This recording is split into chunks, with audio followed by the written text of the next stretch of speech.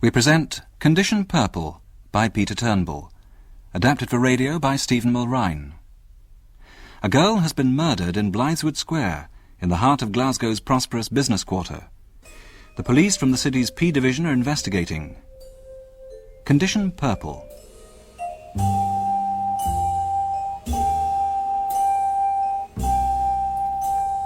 Can I help you, sir? Looking for business. Something special. You got a light, pal? Looking for trade, sir. Looking for business, sir? Something special. Can I help you?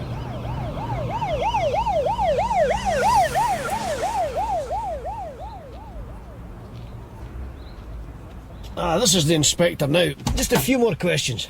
Well, I haven't... Evening, sir. This is Diana McLeod. She reported the incident, and she's already identified the body. Yes. Dr. Reynolds is on his way. The deceased is one Stephanie Craigellachie, sir. Stephanie? Craigellachie. Believed to be 21 years of age. I thought she was older. Well, not according to Miss McLeod. That's right. Get old quick in this game. So how well do you know the deceased? Just somebody to say hello to. No more than that. And what happened tonight? I already told this cop. I mean policeman. So tell this cop. Look, I'm a working girl. Time's money. Yes, and you're doing a public service, I know. Just tell me what happened, please. Well, it was about 10 o'clock, getting dark. Been servicing a client, he dropped me off in the square. Started to walk down the hill to my pitch, past the alley. Didn't see Stephanie, so I thought she was working. Servicing a client? Aye, that's what I thought. Anyway, I walked down the hill. I used to be up nearer the square, but, well, you move with the times, or time moves you. But I'm still a long way off from having to stand down by the bus station, you know what I mean? Just tell me what you saw, Miss McLeod. Well, I saw Stephanie wasn't there, so I didn't think anything about it. But I just glanced up the alley. It was light enough to see along it. There was lights from the offices and that. And I saw a pair of legs sticking out from a pile of black bags. I went up and saw it was Stephanie. All bloody with a knife in her throat. So I ran down to Pitt Street and told the police. Mother of God. I never want to see anything like that again. It was terrible. You got an address where we can reach you, Diana? Aye. Garthamlock. Bonnie suburbia, eh? Eh? Listen, I've got a 3 apartment and a couple of kids. My man walked out and that's why I'm doing this. Who's watching your kids? My mother. She thinks I've got a job in the nightclub. I don't miss my man. He used to give me terrible doings. See, in this job you get handled like a lump of horse meat, but the punters treat me better than my man ever did. They're some of the real gentlemen. Well, that's Dr. Reynolds arrived now, sir. All right. Miss McLeod, give your statement to this officer. It may well be that we'll get you to clarify a point or two later. Listen, if you do have to come to the house, you'll watch what you say in front of the kids and my mother, right? Dr. Reynolds. Inspector Donoghue.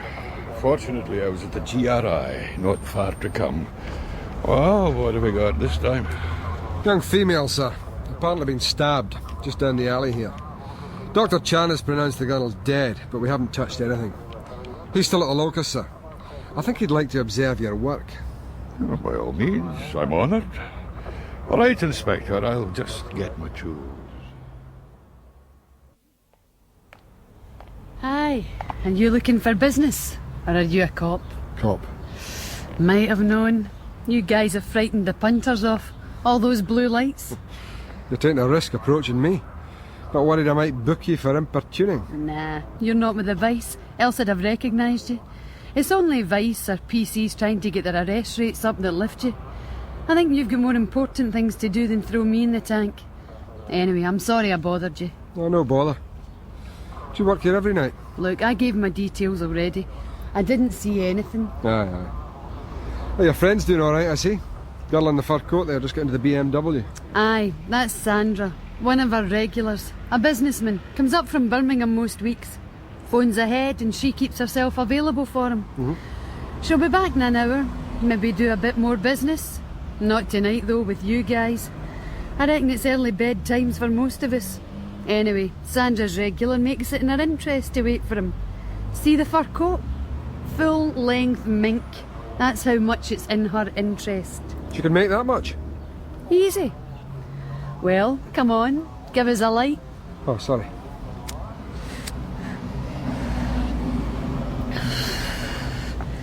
Yeah, Sandra could make that in 6 or 7 nights. Tax-free and strictly cash. Or maybe in kind. Like that coat. Well, that was given to her. Ah, a regular, the guy in the BMW. He's in the fur trade.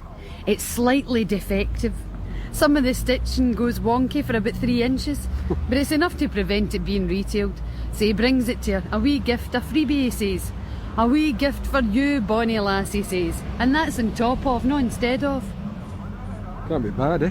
It's better than working in an office. And we do a service. Sandra's regular says it keeps his marriage together. Well, that's what he says. Says he can live with his wife just as long as he sees Sandra for an hour or 2 when he's in Glasgow, which is most weeks. Sandra's just got to be available. She gets a day's notice, and she's got to keep herself clean. We get the AIDS test done twice a month. We're both spotless. At least you were, after your last test. We don't take chances. You want to do it without a rubber? Away down to the bottom of the hill or get across to Glasgow Green. There's some real animals in the green. You don't take men home? No way, Jim, never. In cars, hotel rooms, in guys' flats, down some alley.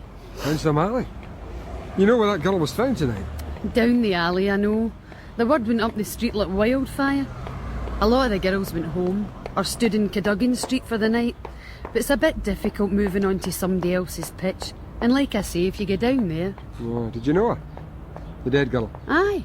I mean, I knew her to see, I recognised her. Said hi, how you doing, things like that. If we passed at night walking onto her pitch, we don't like getting dropped off at our own pitch. The next customer doesn't like to see you getting out of other guys' motors. So we tend to walk the last few yards onto the pitch. And if we passed each other, we'd say hi. We have to stick together. There's a lot less bitchiness in the street than in many another place I work. We watch out for each other. You didn't watch out for Stephanie Craigellachie tonight? That her name, aye? Well, see, I was with a client in a motor. I know a quiet place in Cochrane. I came back and the street was full of flashing lights. Don't make me feel guilty. This is a risky business, you know. You think she was killed by a punter? A client? Don't you? I like to keep an open mind. Is this where you normally stand? This your corner? More or less. Corners are best. The guys in the cars like us standing in corners because it's not so obvious they're stopping to give us the once over. They have to slow down to get round corners anyway. Oh, that makes sense. Had Stephanie been operating long? Longer than me. She was standing there when Sandra brought me down to the square for the first time. Oh, I'll never forget that night. I was scared rigid. Did she have any regulars, like Sandra's fur trader? Nah, I don't think so. Would you ever see her get into the same car more than once? All cars look alike to me, Jim. Except Rolls Royces. I can tell a roller a mile off. See yourself in one, do you? Aye, don't you? Never really thought about it. Well, maybe my profession pays better, eh? Let's stick to Stephanie Craigellachie. You say she'd no regular? No. She'd come on at about 6 and take her last client around midnight. Then she'd walk off or sometimes join the other girls for a blether before going home. Was that the routine? Aye. We stand a good distance from each other, maybe in pairs. But at the end of the night, some of the girls will come up for a blether, talk about how they did money-wise, or maybe warn us about a new guy with dangerous ideas. Stephanie'd join in. But I don't think she had a special pal, or was in a gang even. A nice girl. Anything else you can tell me? Yes. Well, go on. Well, it was about 2 weeks ago. I was standing at the corner just there, about maybe 6:30, and I saw Stephanie, if that's her name, walking along the square in front of the RAC club. She was coming on for the night, I think, and she crosses the road to where we're standing now, and she stops dead in her tracks. It's obvious she's seen something. And this guy gets out of his motor parked just down there, like as if he was waiting for her. You see how they're parked, nose into the curb like that? Aye. Well, this guy gets out his car and comes striding up the hill as easy as if he was walking in the flat. And you can see how steep it is. He had a good strength in his legs, that's for sure. Good strength. Anyway, he reached Stephanie and grabbed her arm. I mean, really grabbed it. I heard her let out this gasp when he says, "Right you," or something like that, and marches her down the street. Then he huckles her into his car, backs up and drives away down the hill. Next time I saw her was 2 nights later. She'd a bruise on her cheek. She was wearing a silk scarf up round her neck and she'd on a pair of shades. Dare say it was to hide bruises. He must have given her a rare kicking for some reason. I didn't speak to her about it, though some of the others might have done. You don't remember the make of car? Nope, nothing except rollers. It was black, though. Black? And else? Yeah, it had a pair of furry dice hanging up. Yeah? OK, it looked expensive. Can you describe the man, apart from the strong legs? Well, he was short. I would guess about my height. That's 5'6". Short for a guy. Not in Glasgow. Do you want me to help you or don't you? Look, we could always continue this discussion down at the police station. Maybe I need to keep my arrest rate up. OK, so he was about 5'6". Dress? Smart. What you might call casual, but smart. Safari jacket, some sort of light coloured slacks, open neck shirt. One of those gold medallion things. A wee hunk of a man. And oozing with money. That's why I remember him, even if he was only 5'6". Dare say you'd go for anybody with money. Just about. Can I have your name? And my phone number? Name and address, please. It's Hazel Tennant, 5C, Woodburn Court. That's Anderson. Yes, I know it. I share with Sandra, a 3 apartment. Couldn't be more convenient, could it? 2-bedroom council flat, 10 minutes walk from the square. And there's whole families in damp bed and breakfast joints, all in the one room. Plate of cornflakes and a cup of tea. We had a few contacts. Easy if you know how. Pull a few strings. Anyway, me and Sandra will be off the game in a year or 2. We'll have a bought house by then.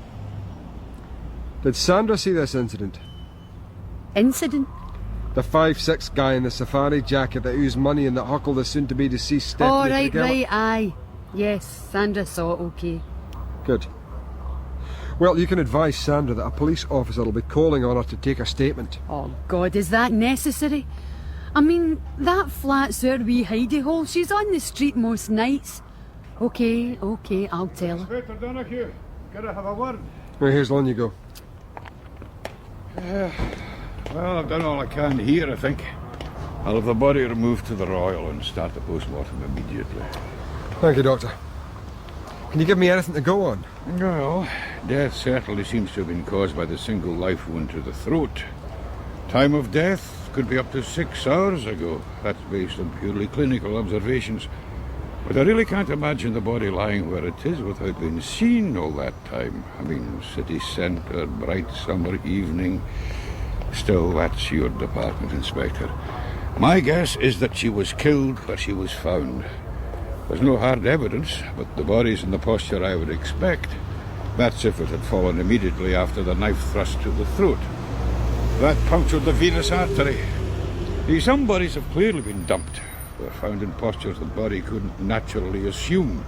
And others are laid out, almost like a ritual. Yes, I've seen a few. Anyway, I'll have her clothing sent to forensic as soon as possible. And her possessions to you, I presume?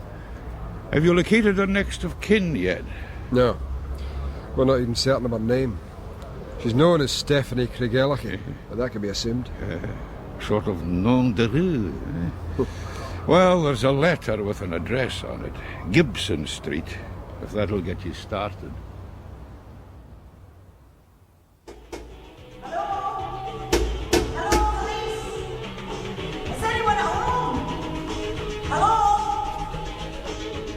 Who is it? Police! Ugh, in the name. Still can't believe it. I just can't. It's always hard. Oh, aye, has it happened to you? Have you lost somebody close? Not yet. But it's part of my job. Knocking on doors at all hours to tell parents and wives and husbands about a sudden death. It's hard. I think it's worse when they just don't take it in.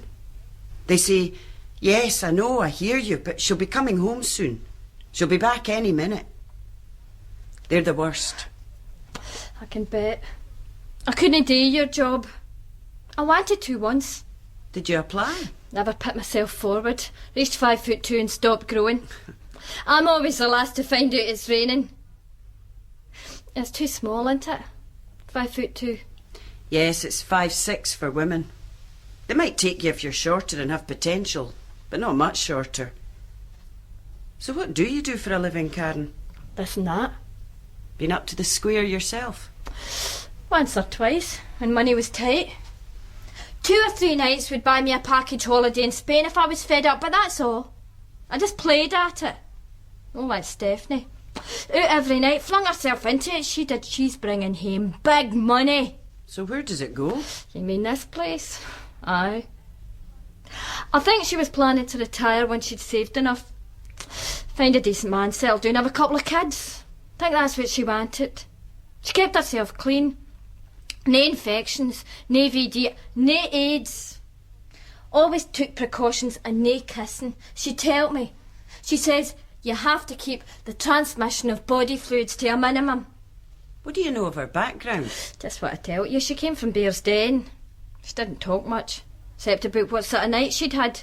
She usually came back about midnight, or sometimes she wouldn't get until 6 in the morning if she'd been working the casinos. If she didn't come back at all, it meant she'd been huckled by the vice squad and thrown in the tank. So we know her. She's got convictions. Aye. Importuning 3 counts. She's fined £50, then 100, then 150. That's small beer. Stephanie could earn the total amount of those fines in a couple of nights some weeks. It's like a wee bit of income tax. Or VAT. Incidentally, some cops in Vice are pure swines, especially the women. Once they gave her a 13-hour tank cooped up in a wee room for 13 hours with other women. She came home with a sore face. Of course, nobody saw anything, so she couldn't make a complaint. And nobody saw anything tonight. Street full of girls, and a man takes Stephanie into an alley just a few feet away, knifes her, and walks off, and nobody saw or heard anything. You're in a glass house, Karen. I'm knowing anything. OK, I take your point, but I can't help you anymore. I think that's for me to decide. Did she have a pimp? No. She told me she got approached now and again. All the girls do. They say, have you got anybody looking after you in the street? They'll offer to watch your back for 10% of the night's take. She told them, walk halfway along the Kingston Bridge and start walking sideways. She didn't need any pimp. Is this her room? It's locked. It always is. Locks it when she goes out. Dare say it makes her feel safe. It's good to have a space your own, you know. A room, just a 10 by 10 bolt hole where you can be by yourself and not be violated by anybody. Suppose she needs that room in order to keep working. Her room, back here, and her spray for the street. Her spray? An aerosol, hair lacquer. Keeps it in her handbag for any guy that gets out of line. Stings the eyes like hell and gives her 10 seconds she needs to get out the car. That's where she works. In cars. Cars, hotel rooms, shop doorways, closes, you name it. But not here. Absolutely not. OK, Karen. You'll not be going too far. We'll probably want to talk to you again. I'll be here, or up the square. The square? Aye. I mean, there's a vacancy now, isn't there? And the amount of blood noted at the locus and on her clothes is consistent with that, I would say. So she wasn't killed earlier and carried to the alley? No. It would have needed a working heart to pump out that quantity of blood onto the cobblestones. And the other thing that indicates this wound was the cause of death is that it's so obviously fatal. Depending on your point of view, it's a lucky or unlucky hit. Unless, of course, her attacker was well acquainted with the human body, in which case it's a precisely targeted injury. At any rate, the blood would have gushed out like water from a hose. It must have been obvious he'd killed her. Whether he wanted to is another matter. It's possible he meant to slash her face. She might have tried to defend herself and deflected the knife. Can you say anything about the attacker, sir? Well, this injury seems to have a downward plane, so he'd probably be a little taller than the victim. On the other hand, West George Lane has an uneven surface, so he could have been standing on higher ground at the time of the attack. And without knowing whether the blow came from the front or the rear, I can't tell you whether he's right or left-handed. Sorry I can't be of more help, Mr. Sussock. That's all right, sir. Incidentally, I suppose the inspector's told you she's likely to be a high-risk AIDS carrier. Oh, yes. Oh, she's that all right. Diamorphine into both arms. And her neck, too, I'm pretty sure. Heroin? Heroin. Well, have a look for yourself, Sergeant. Don't worry about the virus. We're finding it's very delicate outside the live body. You see, the dotted line. Yes, I've seen these before. Well, I'll do the HIV test. It's simple enough. And I'll get the results to you very quickly. But even if it's negative, make sure you treat any syringe or sharp edge with respect. I think WPC Willems is at a flat now. Well, not to worry. And what do you make of this, Sergeant? The inside thigh. Unusual place for a tattoo, wouldn't you say? I belong to Dino. Yes.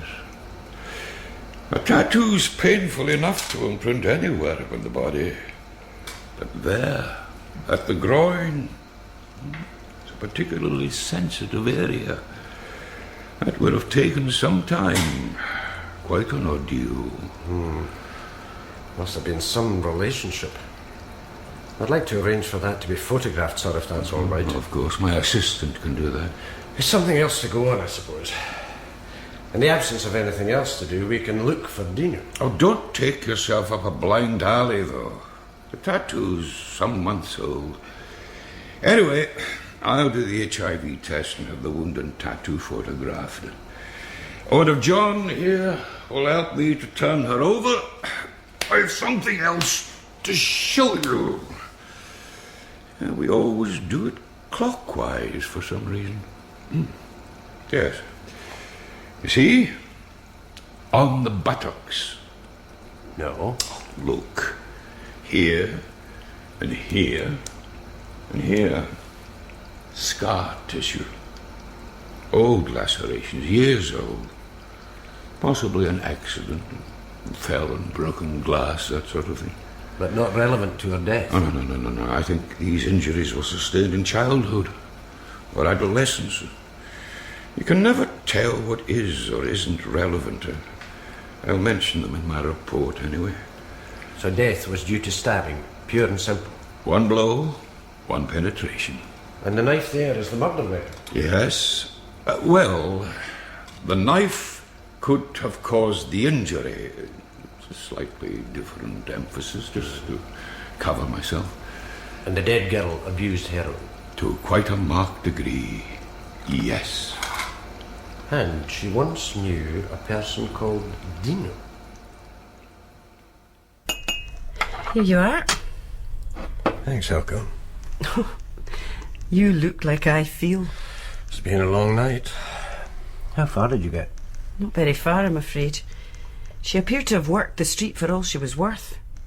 According to her flatmate, she wanted to buy a house and settle down. The flatmate was a bit peculiar. Oh? Well, shocked at the news about Stephanie, of course. Smoked a lot to calm herself down, then became quite detached. Stephanie's room was locked, so I couldn't get in. There ought to be a key in her possessions. She came from Bear's Den, but the flatmate didn't know her home address. She's been lifted by Vice before, but apparently always gives her flat address. Can't blame her. She wouldn't want her parents to know how she put bread on the table. I'll check it anyway. Hello, Criminal Records. Yes, Detective Sergeant Sussock here, Glasgow P Division. Can you send me the previous on one Stephanie Craigellachie? Yes, Craigellachie. Do you want me to spell it? Fine, Craigellachie. An address in Gibson Street, Kelvin Bridge. Yes, I'm particularly interested in a previous address believed to be in Bear's Den. Yes, perhaps you could phone me back and send the paperwork on by courier. Yes, at your earliest convenience. Thank you. So anyway, that's as far as I got. She was earning money, taking home more in a week than I earn in 3 months. Stashing it away somewhere. Building society, I suppose. Well, I'm afraid the post-mortem didn't exactly bear that out. All Stephanie's money was going on junk. She was a smackhead. Oh, dear. A high-risk AIDS carrier. She shot up. Track marks in both arms and on her neck. You didn't cut yourself when you were in her flat, no? No, thank God. She also had an interesting tattoo in a very unusual place. Oh? I belong to Dino on her inside thigh. So, if we find out who Dino is, we might make some headway. Maybe. Dr. Reynolds said the tattoo wasn't new. Anyway, young Willems, 4:30 hours. You sign off in 90 minutes. Yes, compensation for being of lowly rank. You've got more chance of getting off on time. Don't remind me. I'll have to stay until I hand over to Donoghue. I won't clear the station till 9:30. You coming round? I'd like that. I'll wait up. I'll call at the flat first, I think, see if there's any mail. The papers could come any day now if the lawyers would just get their finger out. One day at a time, old Sussock. One day at a time. Give me your cup. And a kiss? Hey, I thought you were the one that wanted to be discreet. So I did. So I did. You're absolutely right, Sergeant. It's my wild Dutch blood. Anyway, I'd better go. And besides, I've written my report.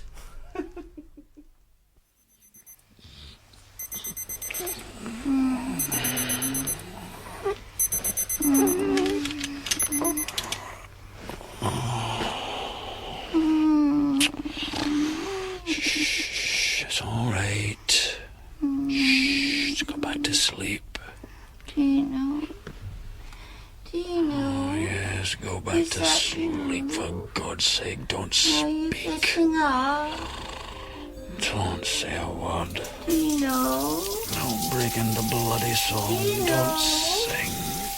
Are you having a shower? Don't sing, you dumb bitch. Dino. Make up your mind. Sing or talk. One thing or the other. Sing or bloody talk.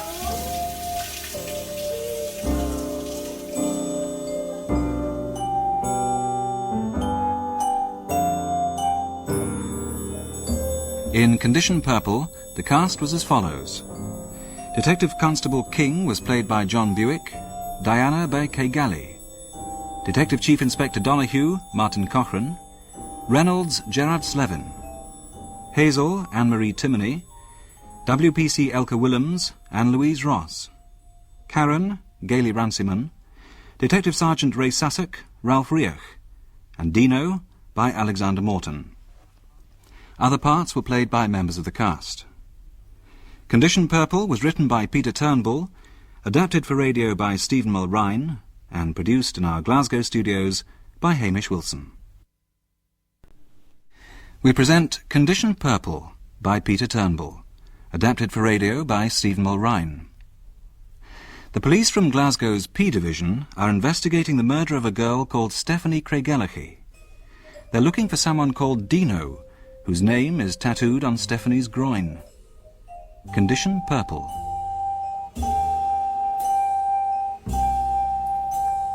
Can I help you, sir? Looking for business. Something special. You got a light, pal? Looking for trade, sir. Looking for business, sir? Something special. Can I help you?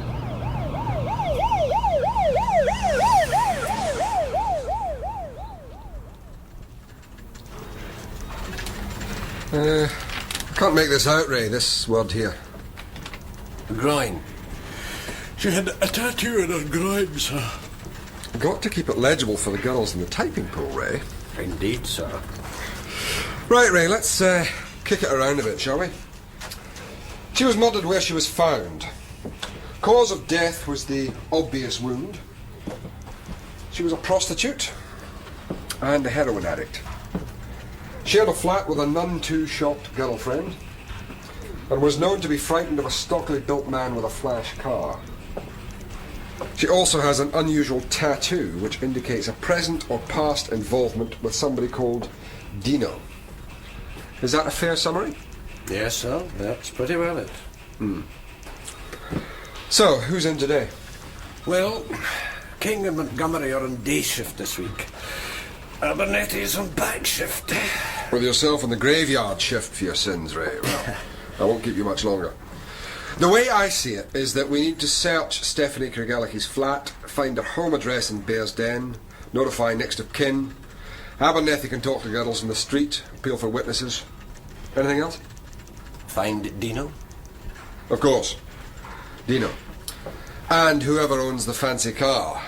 They may turn out to be one and the same. Indeed, sir. I'll ask Montgomery to pull his snout. Monday morning, or whatever his name is. Tuesday noon. Montgomery told me his real name once, but I can't recall it. Ah, well, it's been useful before. Meanwhile, what about the girl's possessions, handbag and so on? They're in stores, sir. I see. Well, that'll be King's first job then, while Montgomery's contacting his snout. Will that be all, sir? Yes, thanks. See you at the handover tomorrow morning. Good day, sir.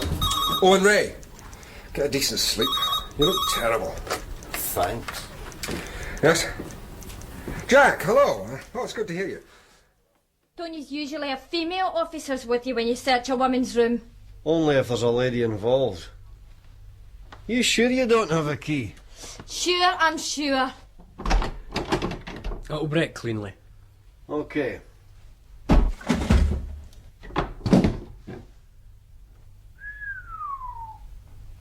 No wonder she kept it locked.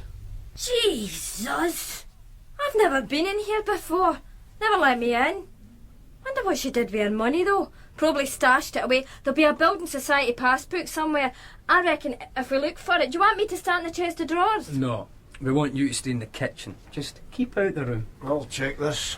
All right. God, she must have wanted a wee flat in the south side pretty bad to live like this. Wonder why she didn't spend it on herself. I mean, even a wee bit of luxury. Oh, she spent herself all right. What do you mean she was pulling down hundreds? What did she do with it?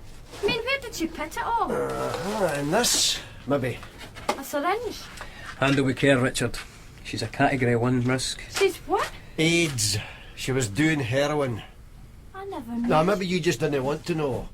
Girl walks the street 7 nights a week, nothing to show for it. Only one thing drives a girl to do that, Karen, and it's not a 3-apartment in Shawlands. She was spending it all on junk. She was a really nice girl, you know. Brought a cat home once, found it in the gutter with its legs smashed. And she took it to people's dispensary for sick animals, you know. Walked the whole way there. Stephanie was like that. She just kept telling me she was saving up for a flat. You ever see her arms? Her arms? No. She liked long sleeve things, even in this weather. It didn't occur to you she might be covering herself up? No. So, been on the street yourself then? No. Well, yes, sometimes. Just when I needed the money. See it as a way of life? Right, I'll just do some growing up first, Karen. You're not ready for the street. Nobody ever offered you anything? You know, to make you feel good? No. Not yet. Well, there's always somebody to help you out if you go on the streets. I wouldn't take anything from a strange man. Comedian. It's not strange men, Cam. It's men or women you've known a long time. People you think are your mates. They'll offer you a shortcut to the good life. Well, take a good look at it. Hey, I don't need a sermon. So tell us some more about Stephanie. Did you ever mention anybody called Dino? Dino? Mentioned him a lot. No, she didn't. What I mean is she thought a lot of him. Didn't say much about him, but you could tell she liked him. Any idea of his identity? He was just some guy. You can do better than that. Well, I got the impression he'd a bit of money. Like, I mind the time she used to come back early. She'd said she'd met Dino, he'd taken her for a meal, given her enough cash to keep her off the street for the rest of the night. Look, Maybe you ought to go and talk to the other girls. They know more than me. Apparently so. If you lived with her for months and still didn't know she was a smackhead, you don't notice much, do you? So, how often did you meet Dino? Once a fortnight, maybe once a week. I don't know. You said she'd no other friends. Not as far as Not as far as you know. So, where did Stephanie come from, Karen? Bear's Den's a big place. She didn't talk about her people. Just Bear's Den, where even the muggers say please. I wouldn't know about that. I'm frae Postle, where they take the pavements in at night, okay? Aye, sure. Ready to on the record, I think. You mean the lassie was filled in up in Blythswood Square? That's her. Aye, so? So, have you heard anything? No, it's not really my part of town, Mr. Montgomery. You know that. Come on, Tuesday. We're interested in a character called Dino. Ring any bells? No, never heard of him. Not worth another drink then, is it? Oh, when you say that, when you say that. I did hear something. Oh? Aye. Information first, Tuesday. Drink later, if it's worth it. Do you ever hear of the Black Team? No. No kidding? Come on, Tuesday. I'm not a fish at the end of a line. Stop playing games or you get bounced. What for? For unpaid fines. Have you any idea the amount of outstanding warrants on you? Okay. The Black Team. It's women, all women. They're too old to work the street anymore, so they jump young girls at the end of the night, roll them for takings. Sometimes they don't have to roll them, just walk up and show them a knife. Any smart girl will give up her wage. She can I work an extra hour or so and make up the loss. So, she's late getting to her bed, but at least she can still work, you know what I mean? You know what women can do to each other. And this is the Black Team? That's it, Mr. Montgomery. I just can't see a team of women going down the hill knocking over all the girls. No, they're getting picked up and dropped off all the time. You see, a trick brings a girl back to the street in his car. She steps out his motor and the next minute, before she knows what's hit her, the Black Team have got her up against the wall. I'd say that was worth a drink, Mr. Montgomery. Aye, maybe. I'd say that was worth a wee gold, Yeah. Yeah, and a pint of heavy while you're there, eh?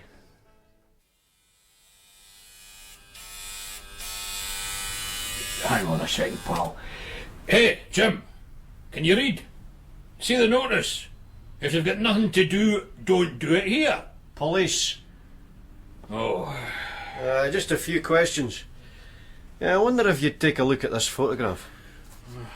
Let's see it. You recognise the tattoo? No, I wouldn't do anything like this. Don't know whether you'd call this genitalia or no, but it's close enough. Oh no, I wouldn't do this. The same goes for any reputable artist. It's got to be the work of a scratcher. A scratcher? Aye, a cowboy. You get them in every business. See, it's blurred, soft at the edges. Spacing's poor. The sort of things school kids do to each other with pins. Look, do you mind if I carry on here? No, go ahead. You take a pin, a ball of cotton wool and ordinary ink. Soak a wad of cotton wool in the ink, wrap it round the point of the pin and tap it into the skin. It's crude, but it works. And it won't wash off. And this tattoo's the work of a scratcher? Oh, aye. You want AIDS or hepatitis B, that's where they go. See me, I use clean needles, clean tubes, fresh ink, fresh pair of surgical gloves with every client. That's what that cost. I also test for pigmentation allergy. Yes. Now listen, tell me, how long would a tattoo like this take to apply? Oh, 2 hours, maybe 3. Oh, as long as that? Aye. I'll tell you something else. This would have been very uncomfortable. Aye, could it have been self-inflicted? Oh, can't see it. Too painful. It's more like she lay back, bit on the bullet, thought of Scotland and let somebody, maybe Dino, go to work on her. Anyway, if you don't mind, I need to concentrate here. Aye, sure. Do you happen to know of any scratchers? Look, anybody with a pin and a wad of cotton wool's a scratcher, period. There's a guy just off London Road's got a sign up in his window, tattoos done. Right, thanks. I'll try there. But if you're wanting a decent job done...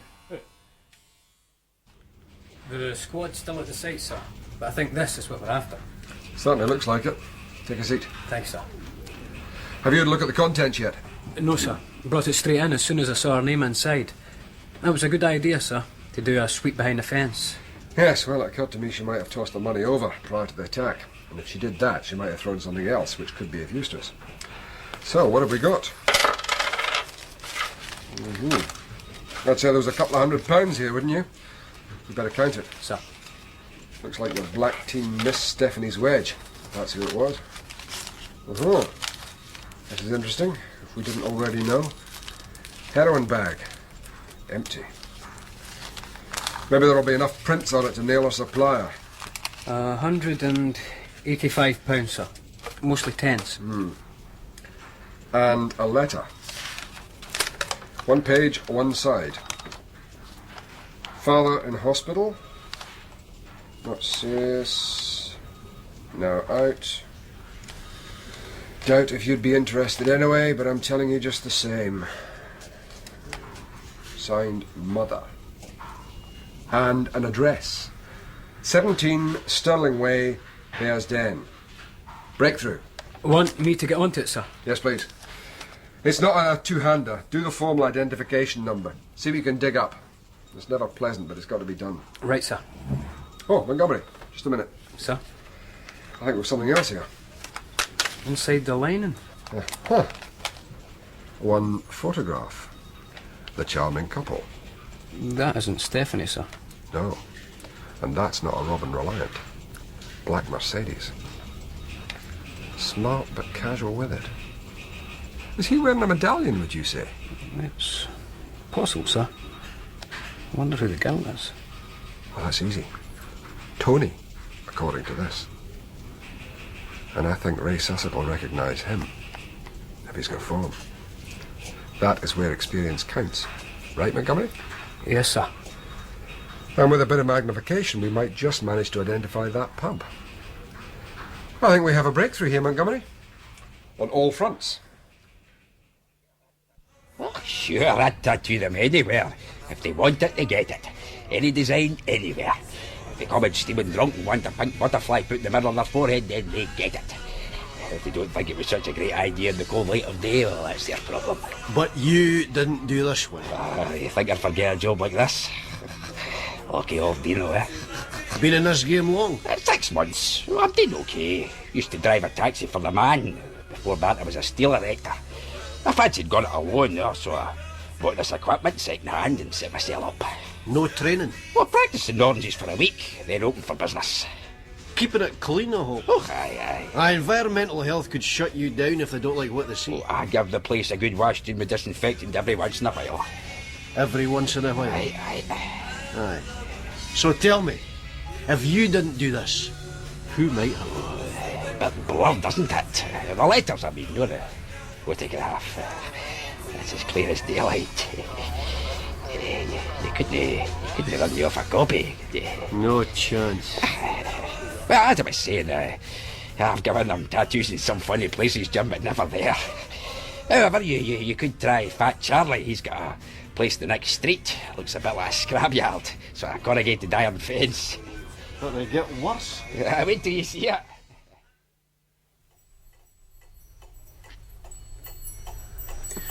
She was our foster daughter. Our only one. Difficult. She was always so selfish. Very selfish. So she grew up here? Yes. That's right. How long did she live with you?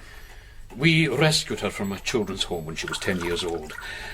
An awful place, full of yelling children. We brought her here. It was a Christian duty. Our duty. Milk and sugar, Mr. Montgomery? No, thanks.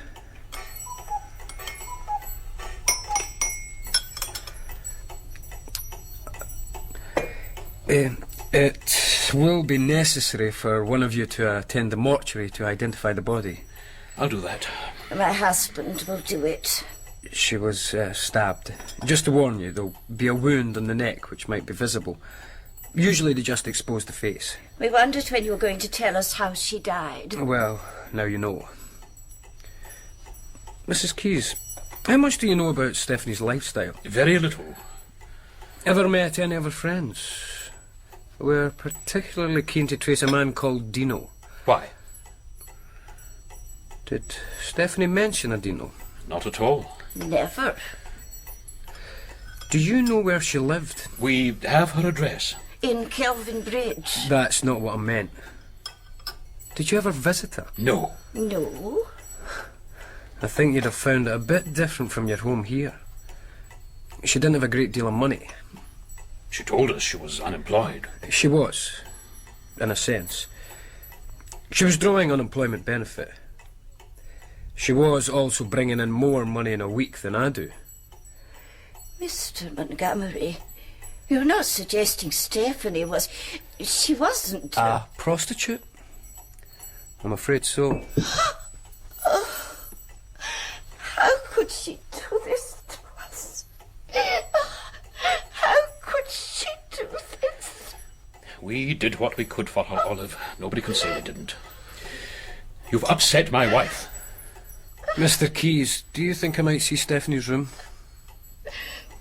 Is that necessary?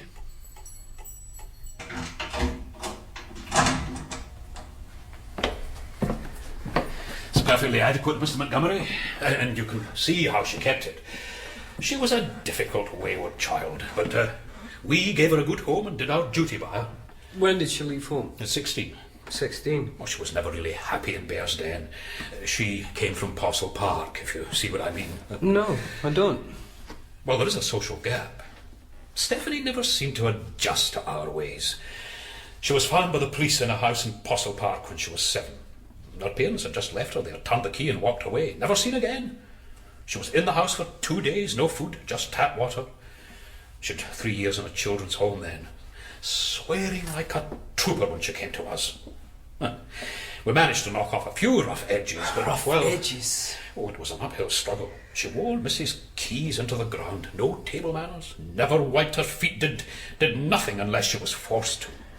She must have spent a lot of time shut up here. Pardon? Knots and crosses. The walls covered in them. That's typical, I'm afraid. Stephanie had no respect for other people's property. A bare room. You don't have children of your own, Mr. Keyes? No, we can't. I'm sorry. Oh, it's one of those things we've had to learn to live with. Stephanie was a challenge, I suppose. More of a challenge than we bargained for.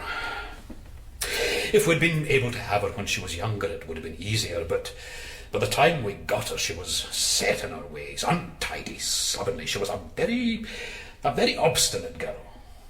So, what do you do, Mr. Keyes? What do you mean? What's your occupation? Is that any of your business? Yes, it is. I have private means. Meaning? I made what you might call a killing on the stock exchange quite a few years ago now. I don't need to work. Oh, Olive, I think Mr. Montgomery's finished. Almost.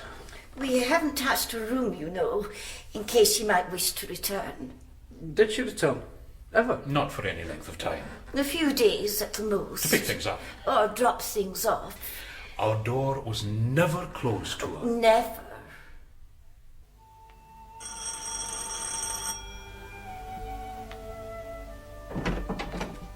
Ray! Hi.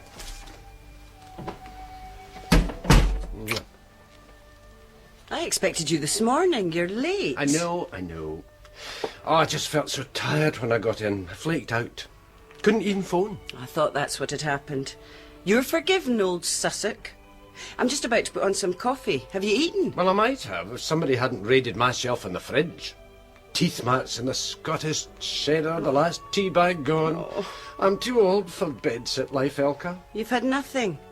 I did raid somebody else's coffee jar. So it's late breakfast. Bacon and eggs? And some real coffee? Lovely. So how did the handover go? Fine, OK. Donoghue's putting Montgomery onto his snout, see if he's heard anything. I think they'll be going back to the girl's flat. Usual routine. Usual grind. Are you feeling all right, Leafia? Ray? Well, fine. I came over via Rutherglen. Stopped at the house. Oh. Yes. I had to pick up some clothes for the summer, more plastic bags. Turn off the stereo if you want, Ray. No, it's nice. What is it? Mozart. So was your wife at home? Uh-huh. And my son. Yes, she's done a great job on him. First class. I'm sorry, Ray. Hmm. Ray? Come here. It won't be long now, I promise. You mean breakfast? Oh, stummeling.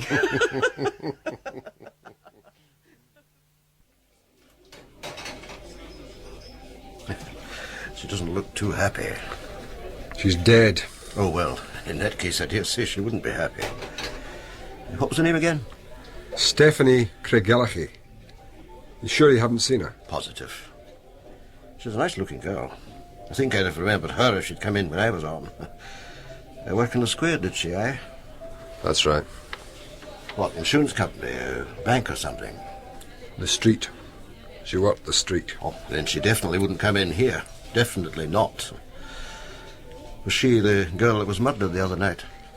Last night, yes. Take a hard line, do you? Oh, you have to, Inspector. Of course, they come in here just the same. Expensive ones, anyway. They age quick, though. That's what gives them away. A sort of used look. And even if they have good clothes, they don't know how to wear them, you know what I mean? They stick out like a... Vice girls in a wine bar. Yeah. Well, can I fix you a drink, Inspector? Thanks. I'd like a tonic. From the bottle, if you don't mind. Ice and lemon. Please.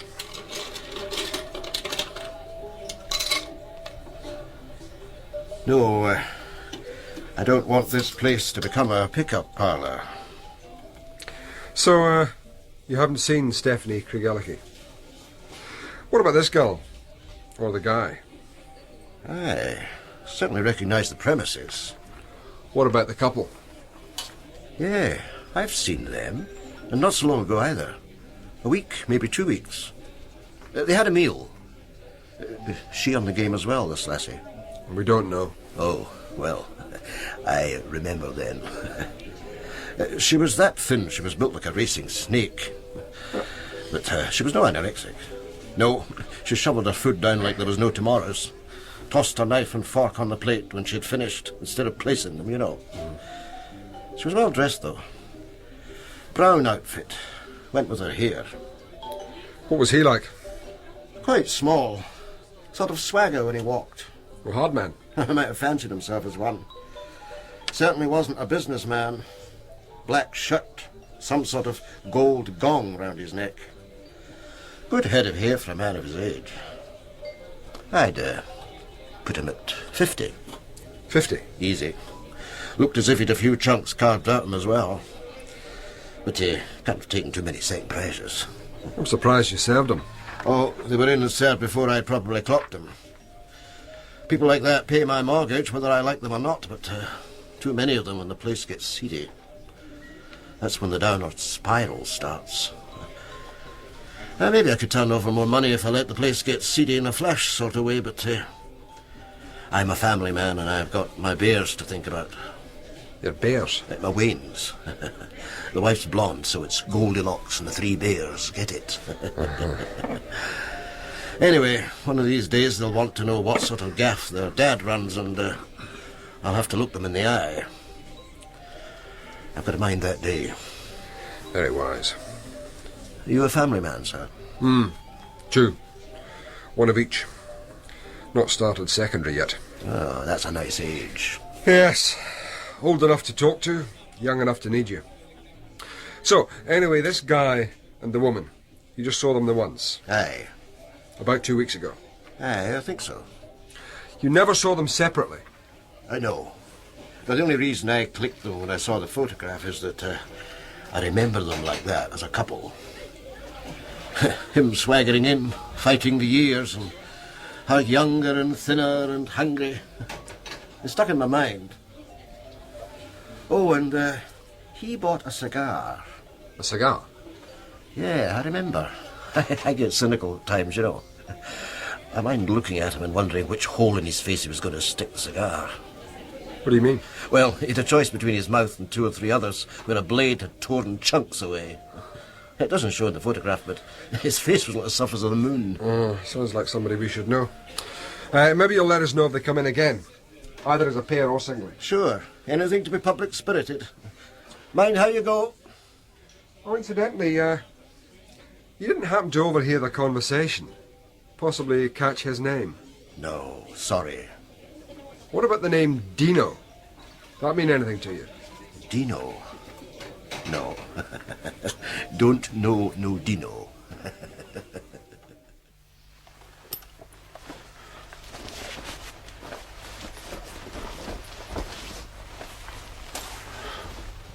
Dino?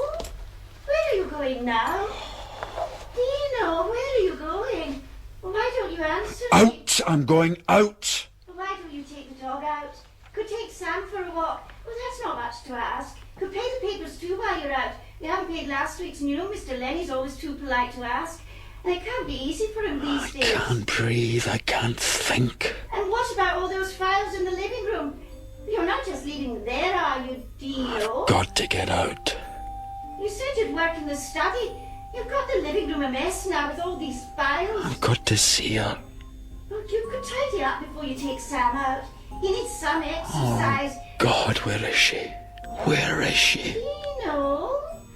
Are you listening to me? Dino? Where are you going?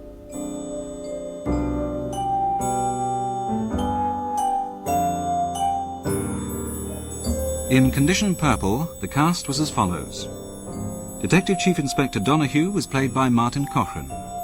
Detective Sergeant Ray Sussock by Ralph Riach. Karen, Gailey Ransoman. Detective Constable King, John Buick. Detective Constable Montgomery, Frank Gallagher. Tuesday Noon, Alex McAvoy. Mr. Keyes, Robert Trotter. Mrs. Keyes, Kay Galley. WPC Elka Willems, Anne-Louise Ross. And Dino by Alexander Morton. Other parts were played by members of the cast. Condition Purple was written by Peter Turnbull, adapted for radio by Stephen Mulrine, and produced in our Glasgow studios by Hamish Wilson. We present Condition Purple by Peter Turnbull, adapted for radio by Stephen Mulrine. As the investigation into the murder of Stephanie Craigellachie continues, DCI Donoghue has uncovered some new evidence. Condition Purple.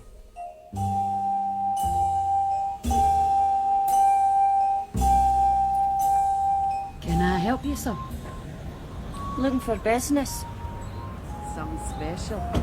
You got a light, pal? Looking for trade, sir. Looking for business, sir. Something special. Can I help you?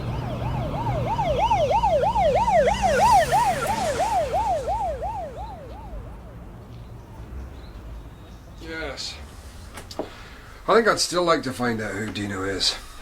Well, I can't help feeling that we're leading ourselves up a blind alley, especially in the light of this information. I'm relying on you, Ray, to put the pieces together here. Oh? However, let's have King's report first. Well, sir, I've located another scratcher, as they call him. He was out bevying when I tried his place of work. But I'd like to interview him tomorrow, just for the sake of completion. Mm-hmm. His studio's a garden hut in Bridgeton, ankle deep in empty Buckfast bottles. She does seem to have gone down market for a tattoo. So, it's worth a try. Good, yeah. Mind if I ask when we got this new information, sir? Yes, some of it's been waiting for you, Ray. A photograph of a couple of Stephanie's friends or associates found in her wallet. The other was in my pigeonhole when I got back from Sylvester's. You know it? The wine bar in the square, sir, yes. Have a look at the photograph first. Well, he's thickened up a bit, but he hasn't changed much in 10 years. Nearer 12, Ray, from his last conviction. I thought you'd recognise him. Jimmy the Rodent, they used to call him. James Maxwell Purdue. I didn't know he was back in circulation. Served 10 years for murder. Released 2 years ago. Kept quiet since then, I think, by his standards. These are his previous. D.C. King should have a look at them. You probably got them by heart, Ray. Not to put too fine a point on it, he is a right evil Ned. Convictions for violent crime, done time in Peterhead and shots. You'll see he's a knife man, going by his form. Carves people up for a living, and finally murdered a girl. That's what isn't in Purdue's file that bothers me. There's 3 sheets here, sir. It's extensive enough. Age 15 up to the murder conviction at 30. Ray, you're looking thoughtful. I was remembering, sir. A man carved up in front of his wife and kids. Every muscle slashed. Total cripple. You won't find that in there. Or the man in Cumberland Street. Nailed him to the floor, then set it on fire. God almighty. That was Purdue? Oh yes, that was him. Couldn't be proved, but it was Jimmy the rodent, all right. We followed that animal's tracks across the city for months. Women no object either. 97 stab wounds in one girl. Another one kicked to death. Yeah. The conviction eventually was for the murder of a so-called girlfriend in a pub in Polishaw's Road. You think he might be our man, sir? Mad, bad and dangerous to know. I think we need to find out who this Tony is, for her own good. Bothwell's lifted prints from the cellophane packet. Quite a score of heroin if it was full. So now he's pushing? Either that, or delivering. I think they call them couriers. Either way, he's left enough dabs in what was once a large consignment of smack for us to be interested, over and above any connection with Stephanie Craigellachie. What was uncut, by the way. Pure as the driven snow. I wonder how a girl like Stephanie got hold of that amount of heroin. Well, that's what we have to find out. This is where we earn our crust. And we can assume Dino and the black team are side issues? Just stones we turned over along the way. I don't think we can assume anything. I'm sure Ray will confirm that. Indeed. The black team may be nothing more than a gang of female muggers, but we're still interested in them. Those girls working the street are vulnerable enough without being rolled by their own alumni. And the black team might well be up to their collective oaksters in Stephanie Craigellachie's murder. I'll hang on to Purdue's file just now, sir, if that's okay. Yeah, of course. Oh, there's some copies of the photograph. Purdue and Tony. Montgomery can ask around. When does he come on? Well, this is his day off, sir. I'll wait outside if you like. Oh, if you don't mind, Malcolm. We're not allowed to entertain friends on the premises. Well, I don't think she's spotted us yet. Anyway, is that all I am? Just a friend? I thought I was more than that. You know what I mean. By the way, where are we going? Well, I thought a meal, a drink, then either my place or yours. Sounds fun. Better make it your place. You've got the Scrabble. I'll wait for you across the road. I'm afraid this will be my last night out for the next 4 Colette. I'm working a split tomorrow, then I've got 3 night shifts. A split? 11 till 2, 7 till 11. It's murder. Fancy a Chinese? Oh, great. What about something sweet and sour? I could do a takeaway, whatever. That's it. Cloying. What? I was trying to think of a word earlier. I've got it now. Cloying. I had to visit a house in Bearsden. Middle-aged couple, very overdressed. Looked as if they were just about to go out, but weren't, if you know what I mean.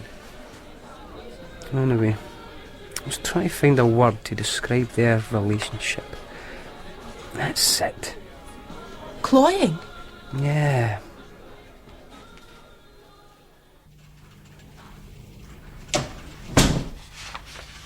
Meals on wheels, Sergeant? You're rich. How do you mean? English idiom? Rich. It means... I know what it means, Ray. Well, you're always going on about the need for discretion. And here you are with a compromising tea tray in full view of everybody. In full view of nobody, old Sussock. It's as quiet as the grave up here. And if you're going to be shocked, I'll just take it away again. Cheers. Or whatever the Dutch is. Prost, for the 10th time. So, what are you reading? It's the file on one Jimmy the Rodent Purdue. Hello, Sussock. Ray, I'd like a word if it's convenient. The collator's just come up with something on Tony. Be right there, sir. Donoghue, I told you were taking a risk. Now I'll get the set an example licked. Quite right, too. This is either a gem or a spanner in the works, depending on how you look at it. From what the collator's just turned up, the girl in the photograph is Tony Durham, reported missing 7 days ago. Now, if Stephanie took the photograph, she must have known these two socially. Or professionally. Or professionally, yes. Jimmy the Rodent runs a black Mercedes. This is obviously his. And Stephanie was seen to show fear of a man in an expensive black car. So he's the man who took her off the street and returned her after a bruising? It would appear so. Jimmy the Rodent and Tony Durham were friendly enough to have a drink and a meal together at Sylvester's about 2 weeks ago, shortly before she disappeared. I think the case is beginning to shape up, Ray. And if we can summarise, we have a known felon, convictions for murder and assault, especially knife attacks. He's the known associate of one girl who has disappeared and another who's been murdered, significantly by stabbing. The murdered girl was a smackhead and had the remains of a large quantity of heroin on her person with Jimmy the Rodent's dabs on. Smells, doesn't it? Like a pile of rotting leaves. So, we need to locate Purdue, have a chat with him. Let's talk to the girls in the street again.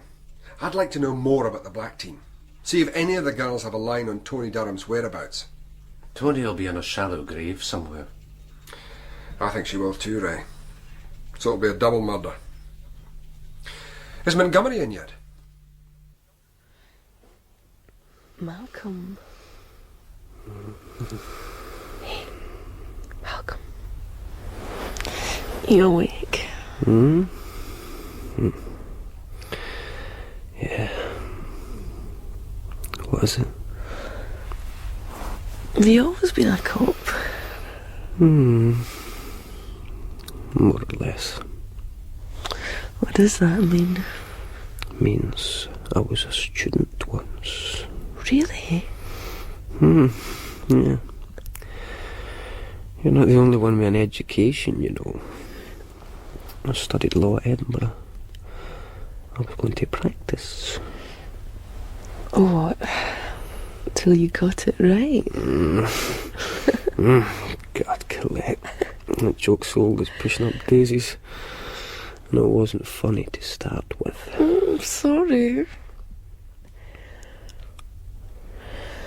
So why didn't you practice? I mean... Didn't like lawyers. Smug, self-satisfied buggers mostly. I met guys who would tell you quite openly they were studying law for the sole reason that nobody's ever heard of a poor solicitor.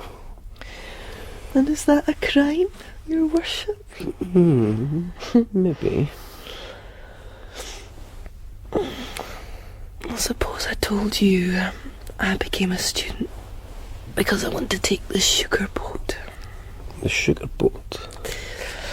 It's an old Greenock expression.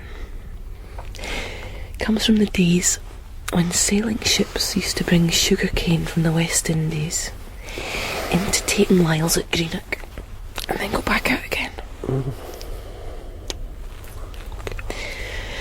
If somebody leaves town, we still say they've taken the sugar boat. I wanted to take the sugar boat, so here I am, junior honours history. The subject doesn't matter, as long as it gets me a ticket on that boat. I mean, the only thing to do in Greenock is get drunk and make babies. That's different. That's surviving. The guys that drove me out of Edinburgh into nest feathering I came back to Glasgow and became a cop because I love the city. Right? Okay, Malcolm. I believe you.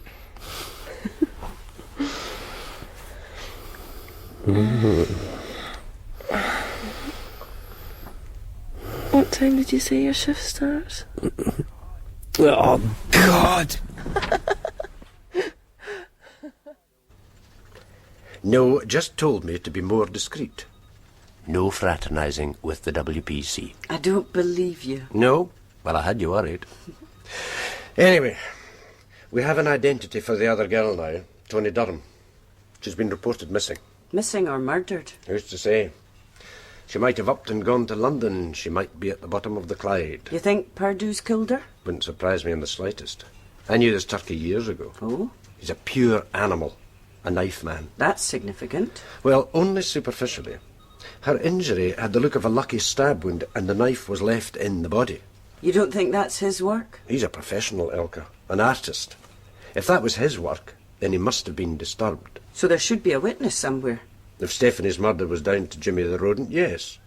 And it would have to be somebody he was afraid of. I'll float that with Donoghue in the morning, I think. I had a look at this while you were out. What is it? Oh, it's Purdue's submission to the parole board. It's fascinating reading. I took Mandy for a wee drink. I took her to a bar in the south side. I had a heavy with a whisky. I told him to stick a head on the heavy. I was drinking all night. She looked at other men. We had a wee fight in the pub. I chibbed her with a broken glass and cut her neck. It wasn't me, it was the drink. I took her out. Some guys followed. I still had the broken glass. I said I'd chib them too if they didn't back off. I flagged a taxi and put Mandy in. I got in and said Rutherglen. Mandy was making sounds. Well, it may not be great literature, but you can't put it down. Let me see, Ray.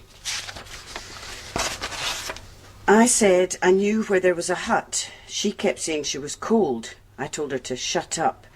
I said I knew a shortcut because she was soaking my clothes and the police was looking for us. We had to cross a railway line. I said, don't worry, my darling, I will soon have a bandage on that cut. We had to go through nettles and brambles and over a fence. Then we went into a garden and into the hut. Mandy fell on the floor, so I lay on the mattress, which was there. In the morning I was hungry. Mandy was still there. She hadn't moved and her eyes were open. I said, you daft wee bitch, I didn't chib you that hard, and went to get some food. I got lifted 2 days later. I can't believe this. I know what I've done wrong, but I'm brand new now, and if I get released I will be okay. This is frightening. I can't believe it. No, nor could the parole board. Purdu got 10 years for the murder of Mandy McBride. She was aged 19, incidentally. He served every minute of it. No remission. The hall officer's report's in there somewhere as well. And it would amount to character assassination if it wasn't all true. He tried to chop a screw's head off with a metal tray. Got 4 years for serious assault. But it fell within the span of his 10 stretch, so he didn't notice it. So he came out 2 years ago and disappeared? In a nutshell, yes. How are you going to set about finding him? I thought I'd try Montgomery's snout. Oh, yes. Tuesday noon. You know him? He's told me about him. When was this? I think it was when he asked me out. You never told me. Really? Must have slipped my mind. Listen, nothing slips your mind. So what did you tell him? I said I'd think about it. And did you? I can't remember. So what was his line? His strategy? Oh, something like, we need to get to know each other better to make a good team. He said he thought we had a natural affinity, a good rapport. I think he was implying that we could touch souls. Did you believe him? Ray, I may be Dutch, but I'm not wearing clogs.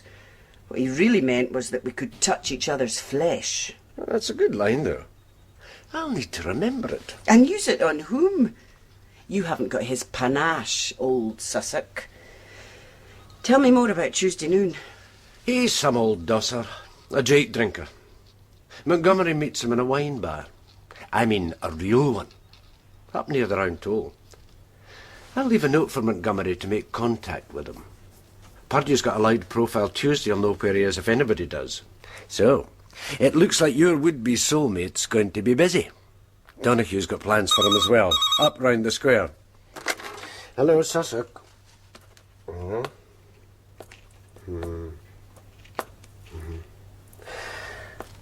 Thank you.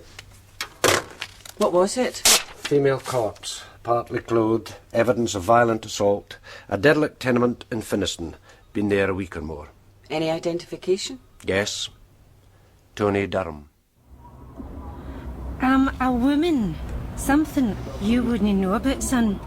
We just don't have as many years to play with. I am sure I knew Stephanie. Yeah, I knew her. Where do you think she used to stand in the alley? Just across there. That was her. She was, what, early 20s? Aye, something like that. Time running out. If she didn't break out soon, she never would. She was headed for the bus station. Are they green? God forbid. So what do you know about her? Listen, do you think you could switch that thing off? It makes me nervous. No can do. Sorry.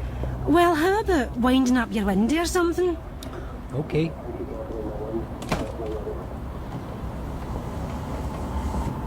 Ta.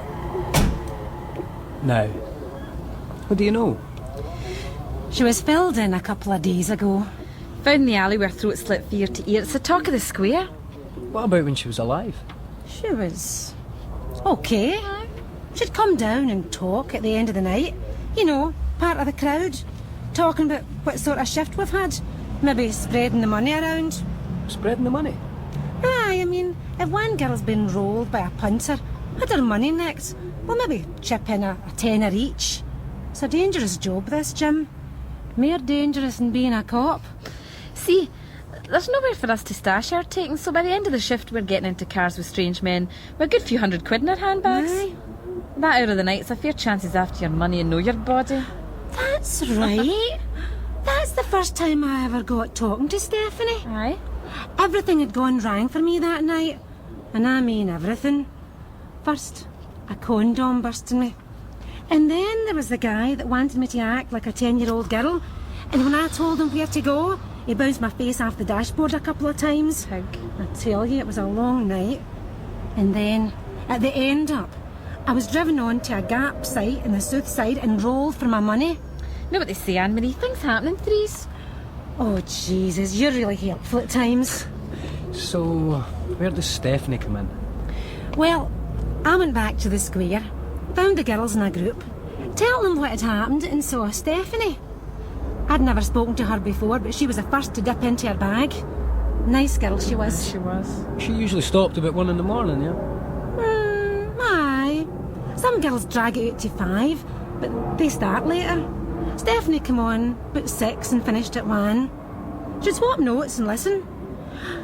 She was the one told me about this violent guy in the big car. Oh, I remember that. She said just watch out for him and don't get in his motor. What sort of car? American. A big cream-coloured American job. Couldn't miss it. See, Stephanie had got in, and this guy gave her a good doing. Didn't take her money. He just slapped her around because he didn't like working girls. Yes, Stephanie warned us about him. See, some girls are dead spiteful. Some of them would just, take a doing and say nothing. Just stand there watching other girls get into the same car thinking, if I had to take it, she can as well. Stephanie wouldn't do that. No. So what happens after you've been attacked? You report it to us? No point. Your word against his. No witnesses. You don't know his ID anyway. If you've got half of your life, you pick yourself up, have a good drink, and start work again. You put it down to experience. I see. Did Stephanie ever talk about a man called Dino? Dino? No, not to me. No, me neither. She did talk about a man, though. Oh? I seem to be her angel. Some girls have got angels. You know, men are either good or bad. And see the streets? It's amazing how it brings out the good and bad in them. You don't mean the God Squad. There's as many women as men in that. No, I'm not talking about them. They come up the square every Friday night, handing out leaflets, trying to get us to go to church. Nae harm to them, but singing hymns never paid the rent. Or your supplier, eh? Aye. Anyway, tell me about the good guys. Well, some guys want to protect you. Pimps? No, I don't mean them. See, I've got an angel. He's a businessman. Comes up to Glasgow maybe 2-3 times a month. The first time he came, he was just looking for a girl to take to dinner. Aye, sometimes it pays you to be well dressed, because there's a chance you'll get offered a meal. Some of them just want a bit of female company, you know. Aye, anyway, my angel looks me up when he's in town and hands me a wedge and says, "Right, Anne-Marie, that's you off the street for the next couple of nights." He's even offered me a job with his company down south. Why didn't you take it? I don't know. I wouldn't want to exploit him, you know, take advantage of him. You don't think you're good enough to deserve a break? I've got an angel as well.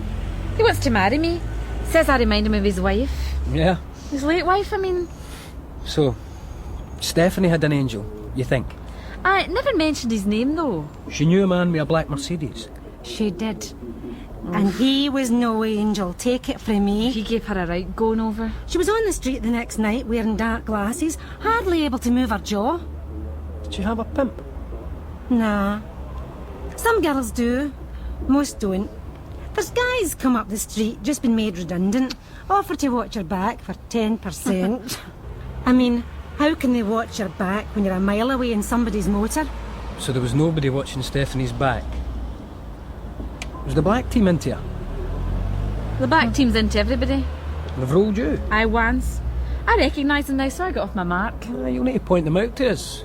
No chance. They're real hard women. And if you get rid of them, there's plenty of others that'll move into their place. That's no reason to let them get away with it. Do you know if Stephanie ever get rolled with the black team? Probably. She did a few weeks ago, I saw it. She was down on the ground, her wedge lifted, and the black team on their way before she knew what was happening. They weren't out to get her or anything, she was just in the wrong place at the wrong time. It happens. Aye. It happens. Alright, another question. Oh, come on. You're costing us money. There's a guy walking up and down getting impatient. Okay. Tony Durham. Does that name mean anything to you? Aye. Aye? Well, what do you know about her? I haven't seen her for a while, a couple of weeks maybe. What do you know about her? Listen, I wouldn't like to say. Well, we can either talk here or in the detention room. Okay. But you didn't get this for us, right? And we're not giving evidence against her. Agreed. Tony Durham's a fixer. She's into everything that's going. The whole scene. Scene? The square, the massage parlours, videos. Making videos? Oh, aye. All you need is a room and a couple of lights, a system for taking copies, a few props like a bed, or maybe a whip made out of suede, or a toys. People to act in it. Kids when you can get them. You didn't know what was going on? I imagine Vice know about it. Anyway, you get asked to work as extras. They pay better if the action's for real. 2 men at once, anything. They've got a studio in Scotstoun, a big tenement. Well, don't ask me where exactly. I was taken there by car. Tell it to keep my eyes down or I wouldn't be seeing anything, ever. I really needed the money, so I agreed to do real action. I had to sleep in my front for a week afterwards. Never again. Oh. Sometimes they use boys, you know, kids on the run for list D schools. They keep them hidden, feed them, give them smokes. The boys call it flogging their donuts. So what's Tony Durham do? She's a talent scout. Looks for actresses. Only you don't need an equity card for her films. She never acts in them herself. The big money's elsewhere. Do you know where she stays? No. No, listen, we can't answer too many questions. She could fix it so we don't work. She could fix us, period. So we haven't said a word about Tony Durham. Okay? Understood. Thanks. You're welcome. So who actually found the body, sir? Well, PC Hamilton called it in, but I understand it was a down and out, skippering in the building. Had his own room, I suppose you'd call it, on the top floor. Says he'd been on the road the past couple of weeks. Just got back and finds this. He apparently passed the word to all the other inhabitants, and they were bailing out just as Hamilton rounded the corner. That's what caught his eye. I can imagine. It must have looked like a rat's flitting. Well, Hamilton sounded pretty sick. It seems it's a bit of a mess. Dr. Reynolds is on his way and Elliot's been informed. I can't raise Montgomery. I presume he's still up at the square. But I think you ought to go out to the locus anyway, Ray. This is one for experience. Yes, sir. I wonder why that always means bad experience. He took his time, didn't he? Aye, wasn't he interested? I thought he was never going to leave.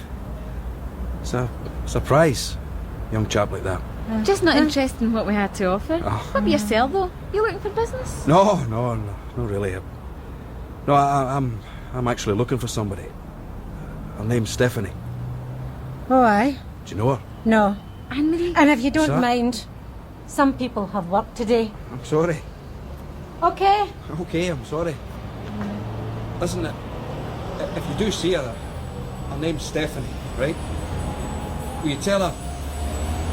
Please, would you tell her Dino was asking for her? Dino. It's important.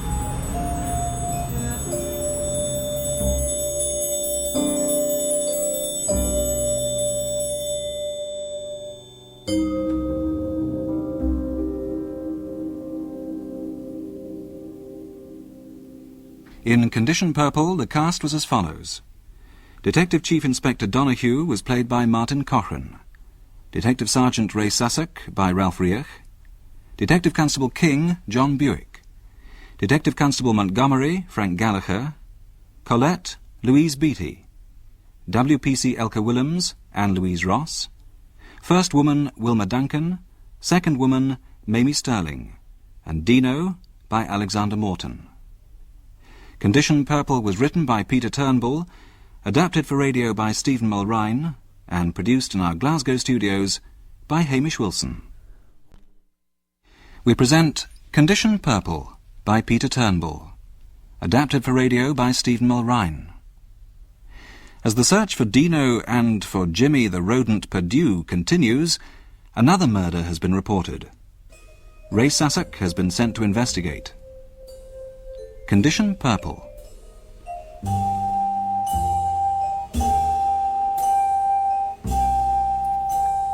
Can I help you, sir? Looking for business. Something special. You got a light, pal? Looking for trade, sir. Looking for business, sir. Something special. Can I help you?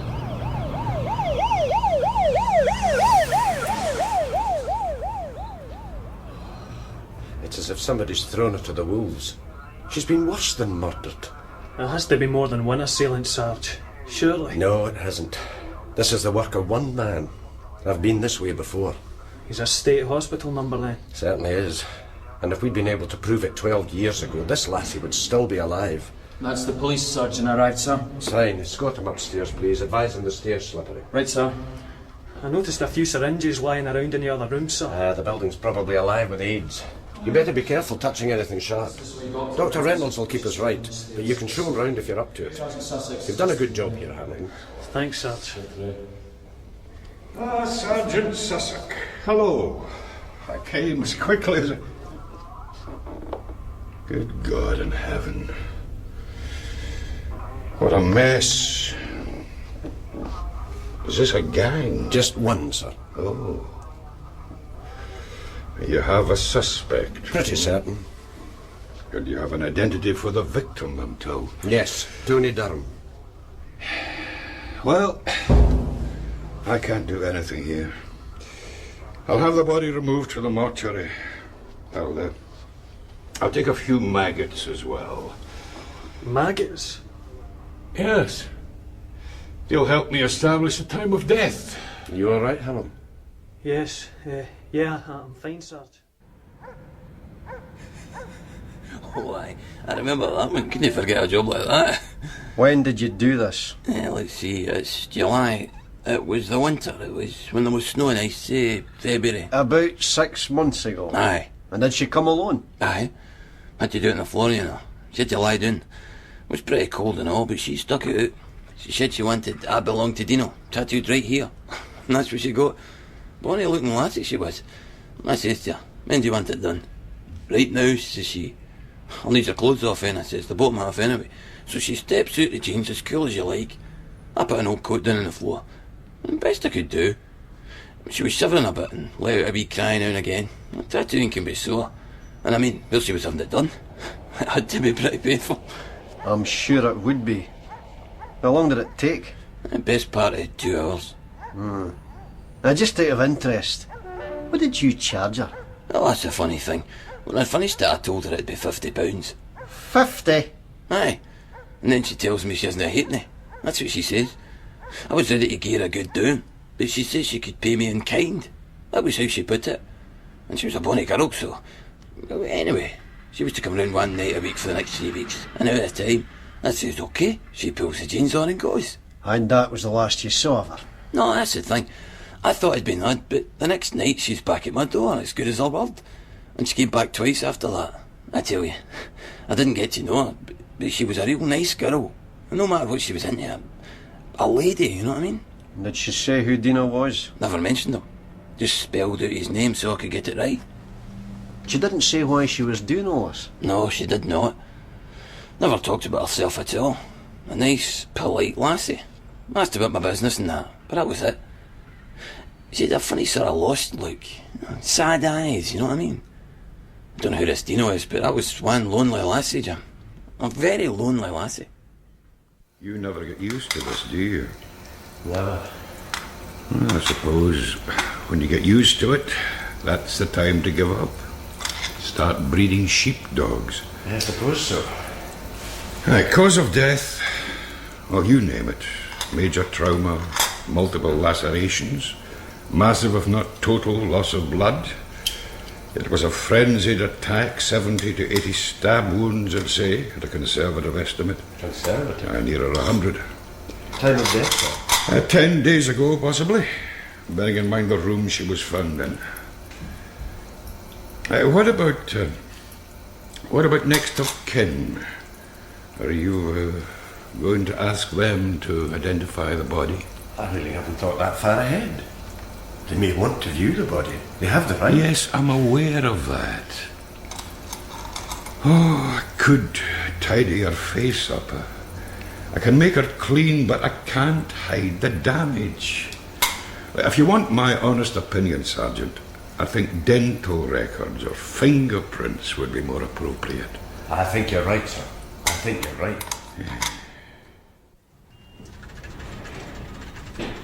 You wanted to see me, sir? Now, Montgomery, come in, yes. I want you to track down your informant. We're anxious to find the whereabouts of a felon, Jimmy Perdue. Jimmy the rodent. The name rings a bell. Can't place him, though. Well, he's part of this city's folklore. Tuesday Noon will certainly know of him. Hopefully where to find him. Don't approach him, incidentally. And have a look at the file on Tony Durham, just in case you feel inclined to make the caller on your own. You haven't seen King, by the way? I think he's interviewing another tattooist, sir. We're sure about this Perdue. He's our man. We are now. The room Tony Durham was murdered in is covered in Perdue's latents. One of his prints is on the wall in Tony Durham's blood, and it's so deeply imprinted that he must have been there while the blood was still fresh. He was there during the assault, which is the point forensic are making. So, all we need to do is find them. Just be methodical, Montgomery. The city is full of rat holes, and he will be in one of them. We have a set of keys and an address for Tony Durham. That ought to be Sussock's first stop after the post-mortem. The address came off a Building Society passbook, incidentally. The late Antonia Durham was a very wealthy young woman. Dead. Sad? This house, it's dead. It's like something out of the Ideal Homes exhibition. I'd like to know where she got the money for all this stuff. Just look at this CD collection. Well, she had enough stashed away for 3 or 4 places like this. You're used to her now. Well, this might help us. An answering machine. Right, Sarge. I'll take some notes, will I? Aye, please. Hello, Miss Durham. Winton Garage here. Just to let you know your car's fixed. You can collect at any time before 5:30.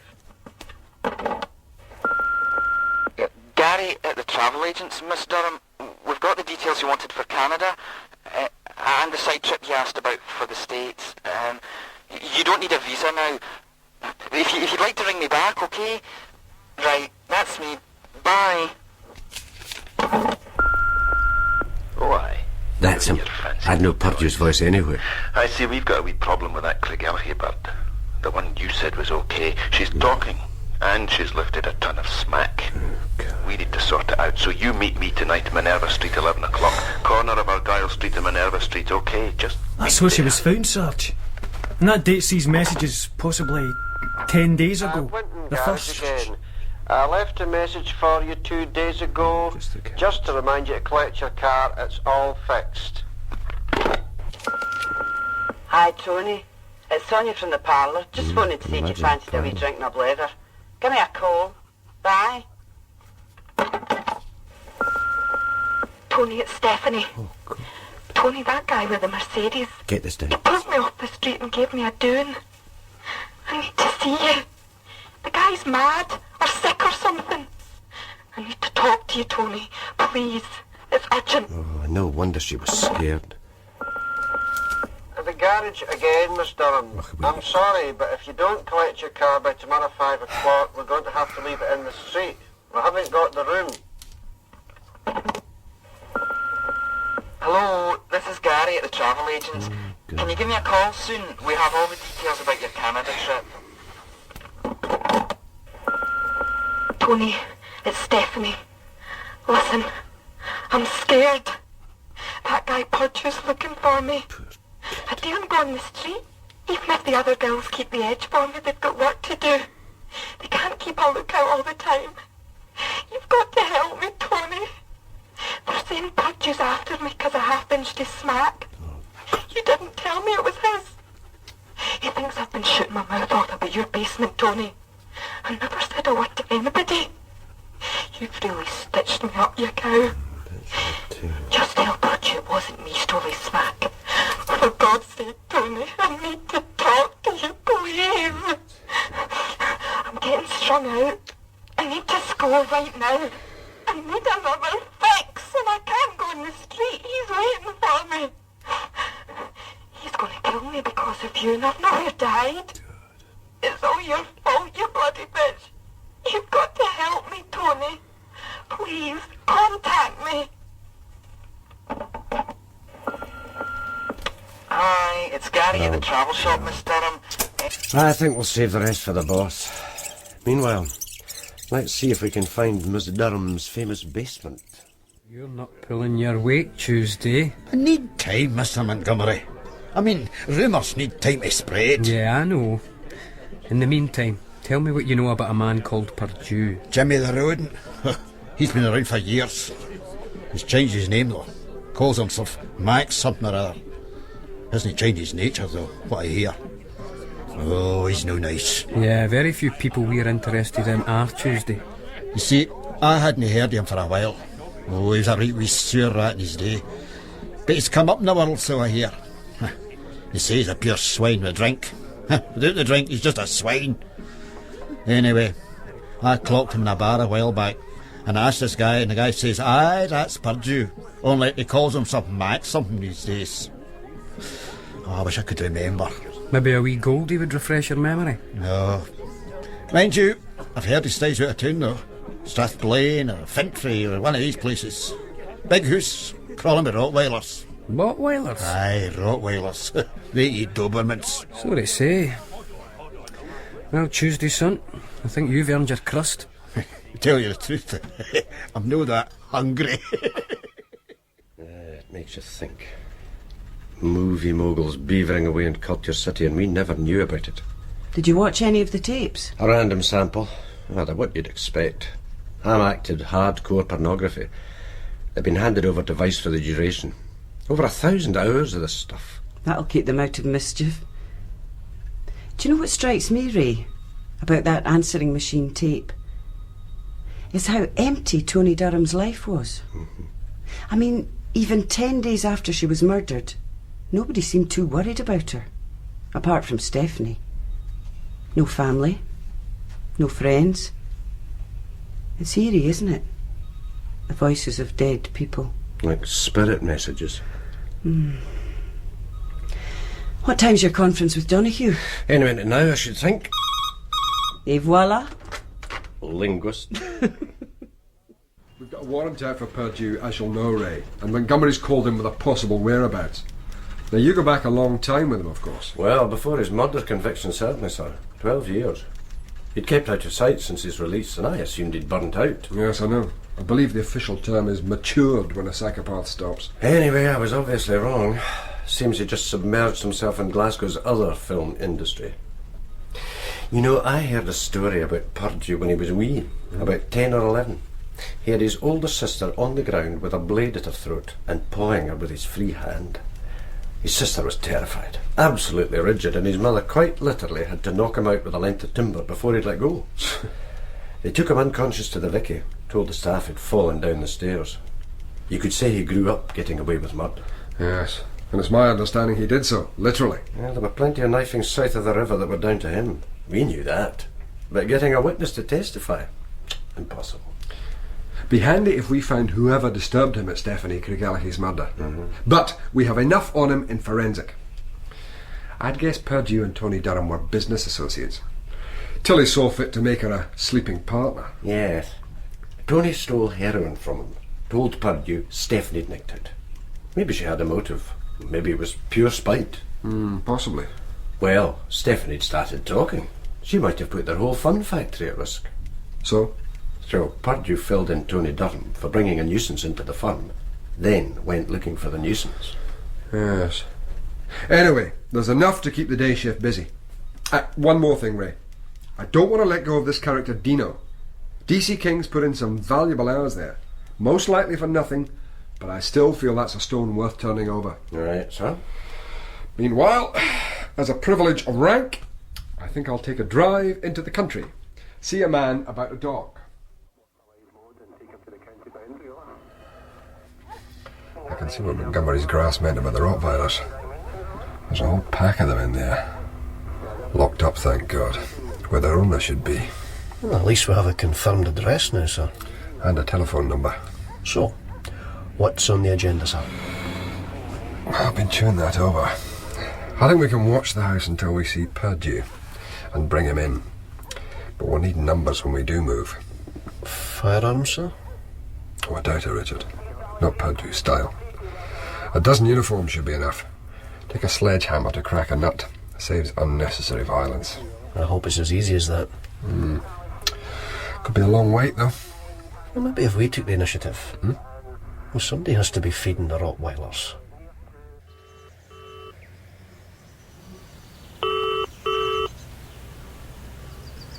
No answer, sir. Well, hang in there. We know the gardener's at home.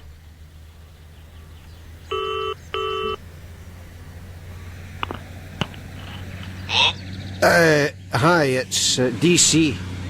DC? Yeah, Jimmy said to phone him when I got into town.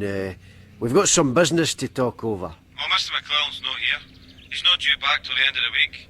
That's Friday, that's tomorrow. Oh, so it is. Due back from where, did you say? Germany, I think. Listen, I'm telling you phoned. What did you say your name was? Got him. Elka! Elka! Yes, Phil? What is it? Well, you haven't seen Montgomery, have you? It's urgent. Well, he's just come on duty, I know that. He's probably having a coffee. What's the problem? One of his Blythswood Square ladies has just phoned. Wouldn't speak to anybody else to begin with. I can imagine. Anyway, there's a man asking round the square for Stephanie Craigellachie. They don't know what to tell him, she says. But his name's Dino. I was kind of surprised when he decided to sit this one out. Oh, I'm glad. I've waited a long time, Richard. Too long. Well, it's your caller, Sarge. Golf Echo 2 to Golf Echo 1. That's him coming out of customs now, Sarge. Passport's made out in the name of James McClellan, but it's him all right. Arrived from Hamburg, over. Golf Echo 1 to Golf Echo 2. Thanks. Follow him through, but keep well back. We're ready for him. Over and out. This isn't just Stephanie and Tony Durham. I wasn't much older than you when I first saw Purdue's handiwork. It's not something you forget. Yeah, Phil Hamilton's not been the same since he walked into that skipper and found Tony Durham. He'll get over it, but he won't forget it. That's him! That's him now! Golf Echo 1 to all units. We're moving in. Stay close. Don't let him make a run for it. James Maxwell Purdue, I'm arresting you on suspicion of the murder of Antonia Durham. I must warn you that you have the right to remain silent. We have a terrible relationship. Just terrible. We just seem to mince about being nice to each other because she can't conceive any other way for married people to behave. You know? You don't need to tell us this if it's causing... No, it doesn't matter now. It's like playing at dolls' houses for her, always has been. I know these things cut both ways, and I suppose it's partly my fault, but we just don't have any level we can communicate on. We're not married. We're just two strangers living in the same house, sharing the same bed. Where does the name Dino come from? You're not Italian. No, it's the army days. I was in the Royal Horse Artillery, Madras troop. You don't get any better than that. Anyway, there were 3 Davids in our troop, and I got Dino, simple as that. And the name stuck. I enjoyed the army. A lot of good blokes. The nickname carries a lot of good memories. So how did you get to know Stephanie Craigellachie? I was lonely. It's the worst kind of loneliness. 2 people. I mean, you know that phrase, my wife doesn't understand me. What it really means is you can't be yourself, and you'd be better off on your own by yourself. I mean, I dare say it's the same for Teresa. But we're both practicing Catholics. We've made vows and we intend to keep them. Teresa's very naive. How do you mean? Well, I'm a businessman. I install central heating systems. I tend towards the hard-headed, cynical, you know. At the start I thought Teresa's openness was a good check and balance for me, but the truth is she just hasn't a clue about life.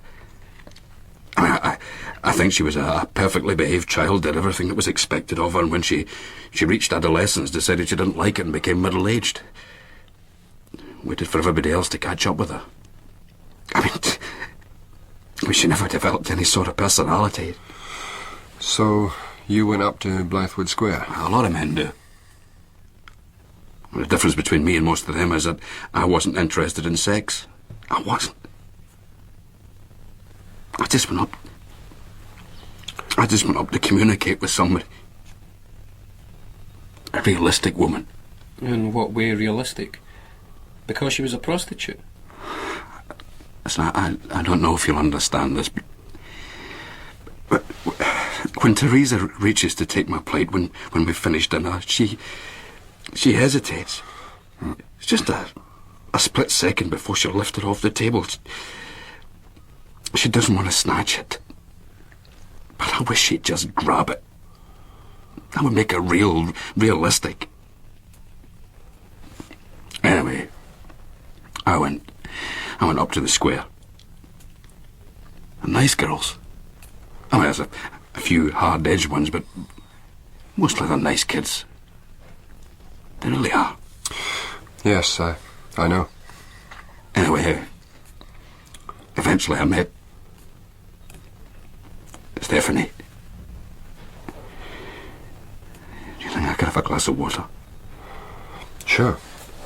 Cup of tea or coffee? Sorry to interrupt. Sir. Sergeant Sussock and DC King have made the arrest. Purdue's in the interview room now. Good. You haven't got anybody yet for it. Sorry? Whoever killed her. We're working on it. I've already told you, Sergeant, my client has nothing to say. Mr. Gilfillan, we haven't asked him anything He has yet. nothing to say. Who doesn't? What? I said who doesn't. I'm my own man, I'll say what I like. Well then. It seems I can't be of any further assistance, gentlemen. Safe journey, Mr. Gilfillan. Bye-bye, sir. See these guys? See them. So, Jimmy, tell us why you did it. Did what? There's no point in denying it. Your fingerprints have been found in Tony Durham's blood. So? So you killed her. So? You're not denying it. Why deny it if you've got my dabs? Incidentally, are you going to tell us what you brought back from Hamburg? Or shall we tell you what we found in your suitcase? Huh? Doesn't make much odds. Either way, you're looking at 2 life sentences plus at least 15 years for the suitcase. So I make a bit of money. Import business. There's enough heroin in there to keep the half of Glasgow supplied for a year. Okay, so you've nailed me. Where's that get you? It gets me where I wanted to go as soon as I saw Stephanie Craigellachie's body last Tuesday. Oh, aye, her. She shot her mouth off once too often.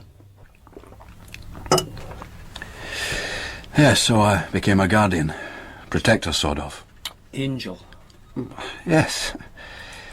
Anyway, I'd give her what money I could to get her off the street for a night or two, but well, she was a heroin addict. You ever suggest she might get help? A detox program, oh yes. And she needed that evil stuff. From what she told me about her life, in a way, I suppose I was the father she never had. You've no children, Mr. Bawtry? No.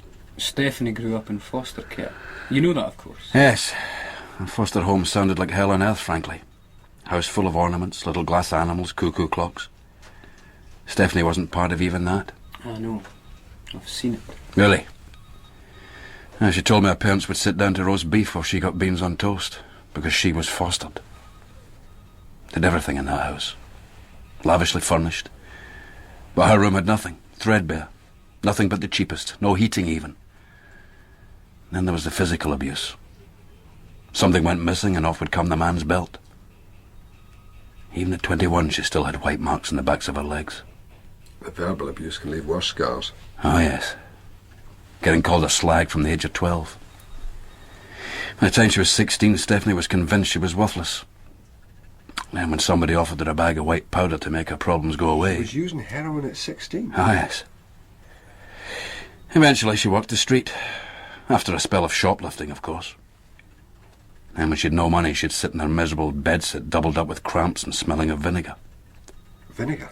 She used to buy a heroin in solution, cut with vinegar. When she cold turkey, the smell of it would come out through her pores. I noticed that smell in her room. Couldn't make out what it was. How long did you know her? About a year. We met during the day mostly. I bought her meals. She was emaciated. Didn't eat properly. And what do you know about her tattoo, Mr. I never saw it. I didn't want to see it. But you knew she'd had it done. I belonged to Dino, yes. It's unbelievable. But she thanked me in the only way she knew. She thought of herself as a body to be used by men. She had such a low opinion of herself. A piece of property to be owned or rented out. That's all she was. She was expendable, same as Tony Durham. And if it hadn't been for the other women, I'd have carved the Craigellachie bird good, I tell you. Other women? The black team, presumably. Aye, 4 of them. Coming up the alley after her, one with a butcher's knife, older dames. Anyway, they saw what I'd done to her. One of them screamed, they all ran. Me as well. See, I was pushed for time, had to catch a 10 o'clock plane to Hamburg. I did a right good job in Tony Durham, though. A proper job. She was still kicking when most of her blood was outside her. Know what I mean? I've seen your work. Anyway, she lifted some horse that didn't belong to her. She had it coming. And she brought that Craigellachie bitch into the operation. She couldn't keep her mouth zipped, that one. Dangerous. You know, Mr. Donoghue, you know what really gets me about her?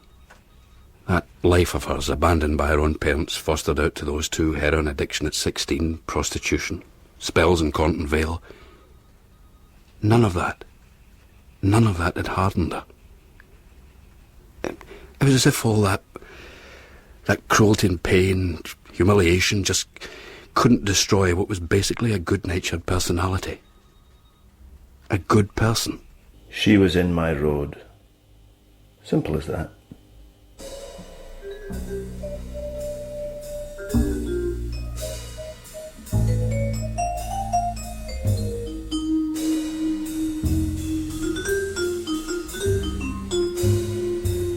In Condition Purple, the cast was as follows. Detective Sergeant Ray Sussock was played by Ralph Riach, P.C. Hamilton by Martin McCardie, Reynolds, Gerard Slevin, Fat Charlie, Stuart McQuarrie, Detective Constable Montgomery, Frank Gallagher, Detective Chief Inspector Donoghue, Martin Cochrane, Purdue, John Yule, Stephanie Craigellachie, Daniela Nardini, Tuesday Noon, Alex McAvoy, WPC Elka Willems, Anne Louise Ross, Dino, Alexander Morton, Detective Constable King, John Buick, and Mr. Gilfillan by Tom Smith. Other parts were played by members of the cast. The serial was recorded on location in Glasgow and in our Glasgow studios by Tommy Anderson, Graham Taylor, Andrea Cunningham and Jennifer Forrest. The production assistant was Sheena McCraw. Condition Purple was written by Peter Turnbull, adapted for radio by Stephen Mulrine, and produced by Hamish Wilson.